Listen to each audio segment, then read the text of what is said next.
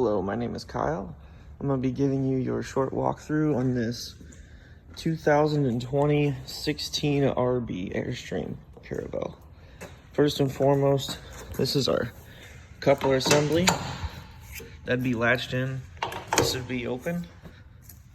We have our safety breakaway disconnect here.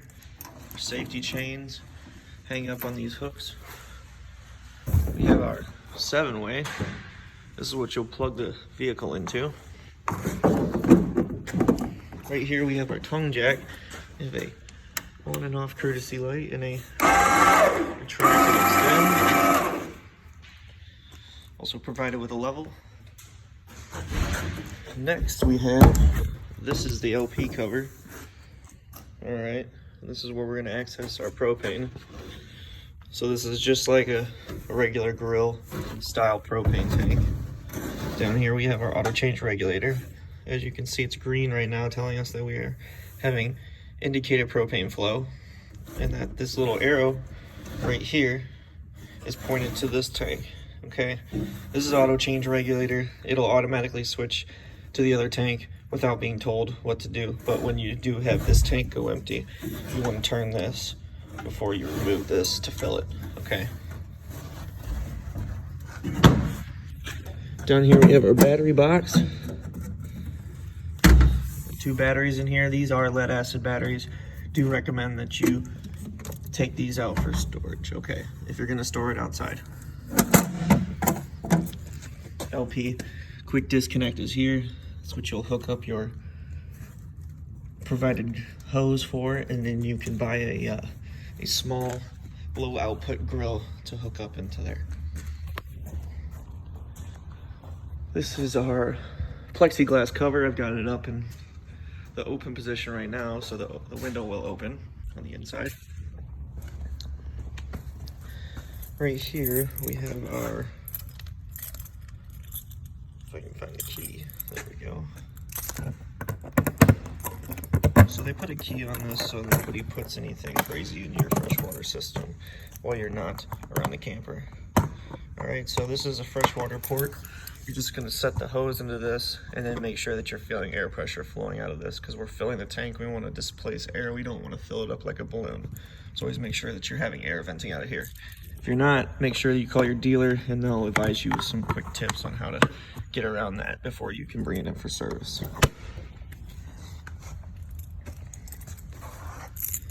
Above me here is our vent for the range hood. You just want to make sure that these tabs are open when using it, okay? These little plastic tabs are super breakable, so when you put them back in the stored position, just make sure you're careful. Don't put too much force into it because it will break. All right, here's our outside shower.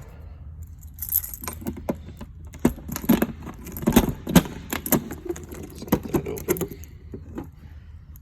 All right, so this is our foot washer, as I like to call it, because you're really not going to take an outside shower very often unless you're in the middle of the woods. But it has a little hook right there for convenience, you know. Maybe you can wash an animal easier. And then your 2 water ports there, hot and cold. City water connection is above. This is just a protective cover. Make sure that you're always putting this back on. There's a little rubber washer in here. Make sure that that's always in there as well, or else this thing's going to leak like a sieve. And this little protector keeps that washer in there as well. Same thing over here. This is our black water flush.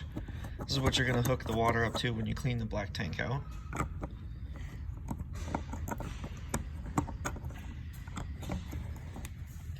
Over here is our water heater. This is the plug that goes into the bottom to make sure that the water stays in the tank. You want to remove this whenever you're not using the tank. You don't want water to stay in this. It will get stagnant quickly. When filling the tank, you can, there's 2 options of bleeding the pressure out when you're displacing it. You can open this valve here, or you can just open a hot water line inside. That's what I recommend. It's a lot easier for the customer. And then you don't have to run back out here to close this valve when water starts rushing all over this electronics. Alright, and the cover just snaps on and holds down with this little clamp. Right here is our furnace intake and exhaust. The intake is behind the shroud, the exhaust is in front. Make sure you never stow anything that could melt in front of this. Obviously, it does give you some warning labels around here. It says hot. Down here is our dump station, which is nice. We have a little courtesy light.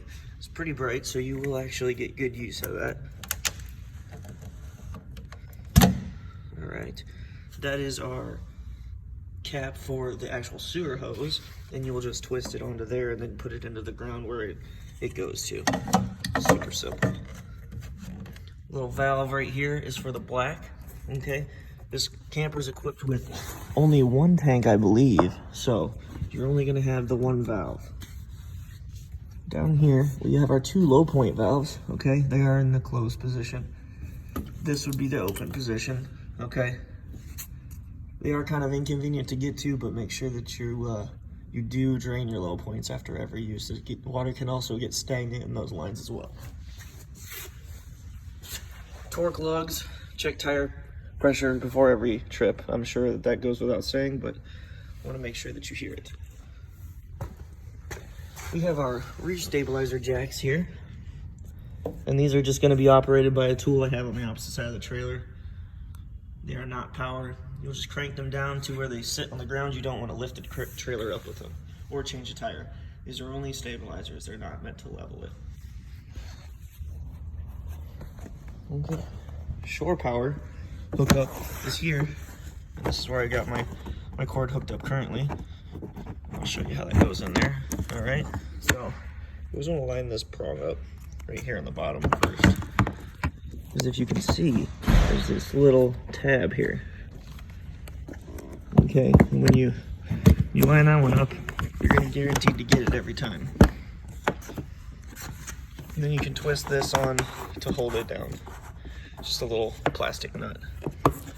Right here is our cable inlet for part cable. So if you had a portable satellite, or if you had cable provided at the campsite that you're at, you will use this port.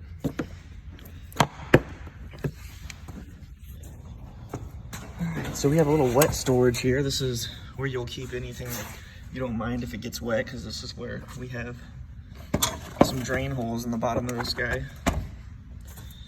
I recommend hoses, anything of that nature that would be normally outside of the shore power cord can go in here as well. Here's our dry storage. We got some bins in here as well. And then you can also have access to this on the other side under the bed, and I'll show you that when we get in there. All right, so this is our rear window awning. So all you're gonna do is pull this strap towards you, okay? I'm gonna try and do this while holding the camera. This little doohickey here, you wanna twist over. It's just gonna sit into this little groove like that. Okay, once you get one, it's pretty easy. And I'll just take the opposite side, and I'll put it right in there just like that. And then the rest of this excess, you're just gonna roll it up. There's a little Velcro on both ends, and it'll stick, and it'll be out of the way. Did skip this one over here. This one also has a window on it. There's a little retaining clip there. You wanna make sure that's open. You don't have to grab this there with a tool.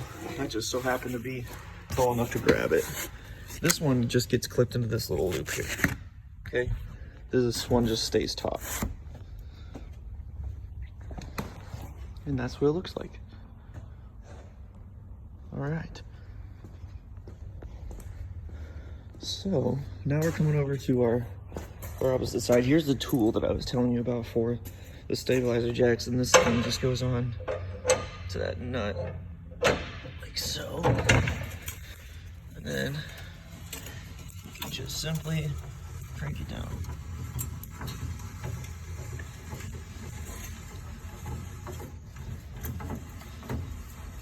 And like I said, you only want it to touch, okay? That's about as far as you go, just for it to touch on the ground. That way when you're walking around in there, it doesn't feel like it's gonna do a wheelie on you.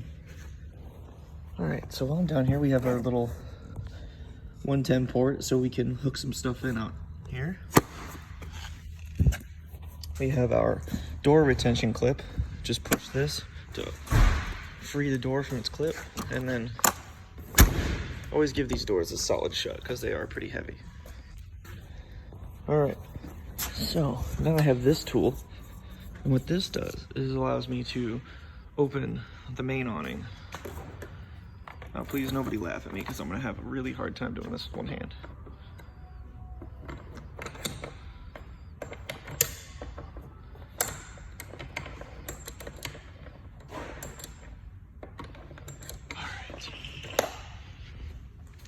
Go.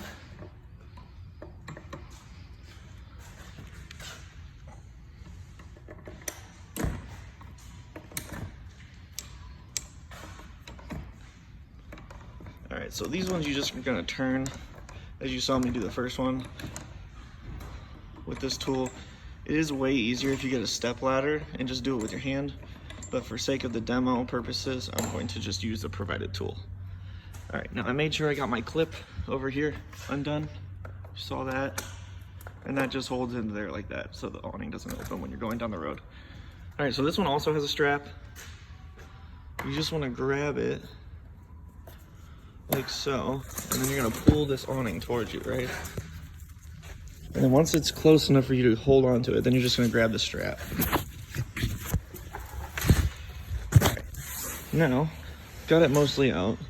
Still pretty far down, it's only halfway open now. All right, so now you can come hold one of these bars, and I take this little, uh-oh. This is where it's gonna start to get difficult, people. Bear with me.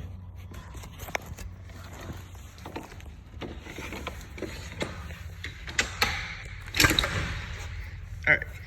I just did that by myself because I wasn't able to do it with the camera. But I took this bar here, basically, and I clipped it into this one so it holds it straight out. All right, now I'll show you this, the other one. This will be a lot easier to see. All right, so all you're gonna do is lift up, pull, till that releases, and then you're just gonna take this clip. They want you to put this up against your chest and then pull this towards you. With these smaller ones, if they're new and there's still plenty of grease on there, you can just give it a tug, okay? You hear that click? That means we're locked in. Once you get to this step, you can pull these little latches up. And then you can start extending one side. You're just gonna do this one side at a time if you're by yourself, obviously.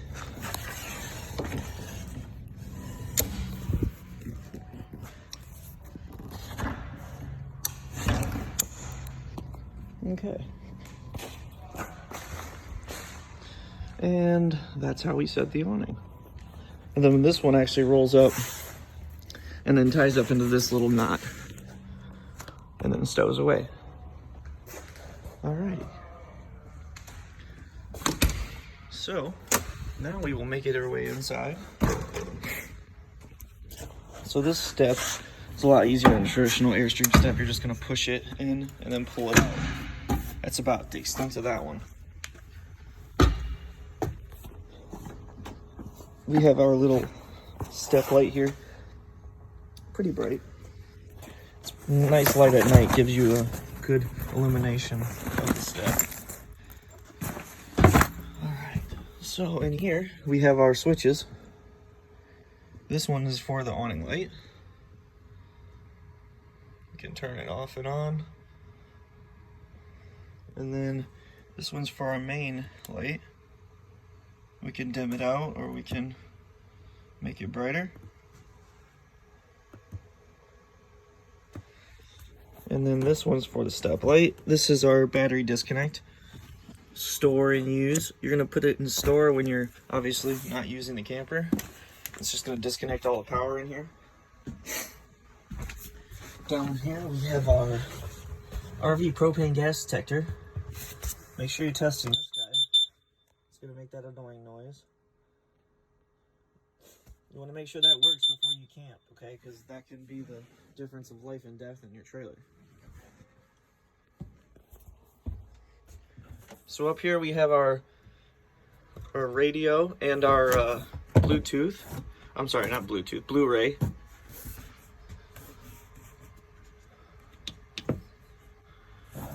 Right.